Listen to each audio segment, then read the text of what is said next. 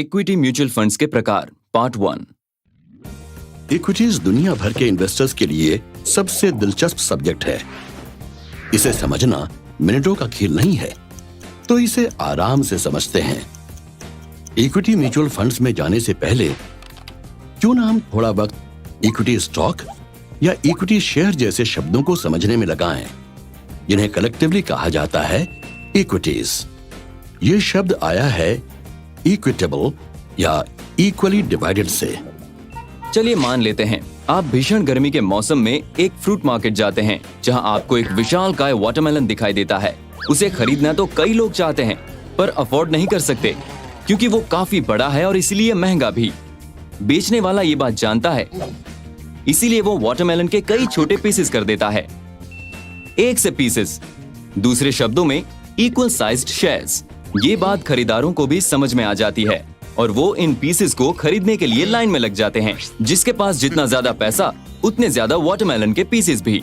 बस वाटरमेलन के हर पीस की तरह एक इक्विटी स्टॉक भी सिर्फ एक कंपनी का एक शेयर ही है।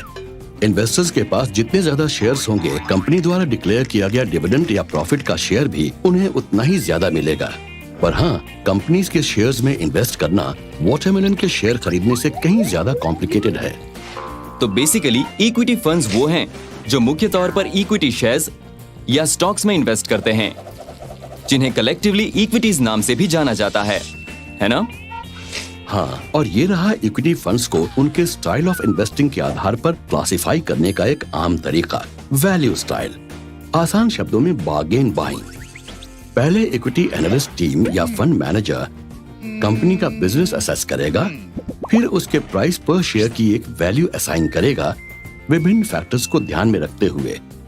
कोई भी वैल्यू इन्वेस्टर ये शेयर तभी खरीदेगा अगर उसका करंट मार्केट प्राइस कम होगा असेस्ड प्राइस से। चलिए एक एग्जांपल लेते हैं। गर्मी का मौसम है और वुलन जैकेट्स बेचने वाली एक दुकान दूसरे शहर में शिफ्ट हो रही है। वो अपना सामान निकालने के लिए एक स्टॉक क्लियरेंस सेल अनाउंस करते हैं। अब कई लोगों को गर्मी के मौसम में वुलन जैकेट्स खरीदने में कोई तुक नजर नहीं आएगी, पर कुछ लोग डिस्काउंट पर सारा स्टॉक खरीद लेते हैं क्योंकि वो जानते हैं कि सर्दियां आने पर यही वुलन जैकेट्स अच्छे खासे मुनाफे पर बेची जा सकती हैं। क्या दिमाग पाया है, हाँ? ऐसा ही वक्त स्टॉक मार्केट में तब आता है जब इन्वेस्टर्स घबराहट में बिक्री करते हैं, जिससे स्टॉक्स की कीमत कम हो जाती है। स्टॉक्स की अंडर प्राइसिंग का एक कारण कंपनी की वैल्यू का पता न होना होता है, और इसी तरह की मिस प्राइसिंग के इंतजार में वैल्यू इन्वेस्टर्स होते हैं। दरअसल एक फंड मैनेजर एक कंपनी की जिस हिडन वैल्यू को बाकी लोग नहीं देख पाते, उसे पहचान कर वो स्टॉक खरीदना शुरू कर देता है। जब बाकी लोग कंपनी की वैल्यू रियलाइज करते हैं, तो वो भी खरीदारी शुरू कर देते हैं, जिससे स्टॉक प्राइसेस बढ़ जाते हैं और साथ ही आदमी का इन्वेस्टमेंट भी। इससे इन्वेस्टर को बढ़िया बार्गेन का मौका मिलता है उम्मीद के मुताबिक। पर क्या हो अगर आप किसी कलेक्टिबल में इन्वेस्ट करना चाहते हो, जैसे माइकल एंजेलो की पेंटिंग में? हाँ, वो आपको काफी महंगी जरूर पड़ सकती है, पर हो सकता है कि आप फिर भी उसमें इन्वेस्ट करने में इंटरेस्टेड हो, क्योंकि आप जानते हैं कि कल को उसकी वैल्यू बढ़ने ही वाली है, जिससे आपको बेहतर रिटर्न्स मिलेंगे। बिल्कुल इसी लॉजिक पर चलती है ग्रोथ स्टाइल की इन्वेस्टिंग। उन कंपनीज में इन्वेस्ट करना जिनमें लगातार एक रीजनेबल रेट पर प्रॉफिट की गुंजाइश रहती है।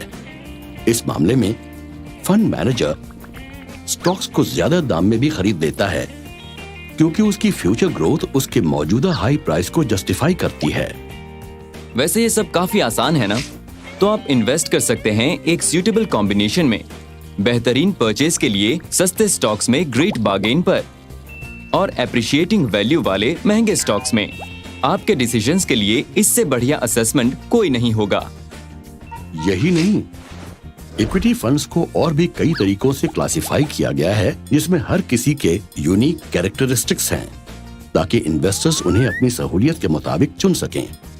हमारे अगले 2 वीडियोस जरूर देखें, जिनमें और कई किस्म के इक्विटी फंड्स हैं जो आधारित है पोर्टफोलियो कंस्ट्रक्शंस की थीम्स पर और उनके पोर्टफोलियो में अंडरलाइंग कंपनीज के साइज पर।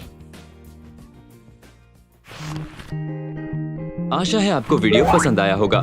देखते रहिए और हम इन्वेस्टिंग कॉन्सेप्ट समझने में आपकी पूरी मदद करेंगे। आप चाहे तो अपनी प्रतिक्रिया हमें editor@templeton.com पर भेज सकते हैं। म्यूचुअल फंड निवेश बाजार जोखिमों के अधीन है। योजना संबंधी सभी दस्तावेजों को सावधानी पूर्वक पढ़ें।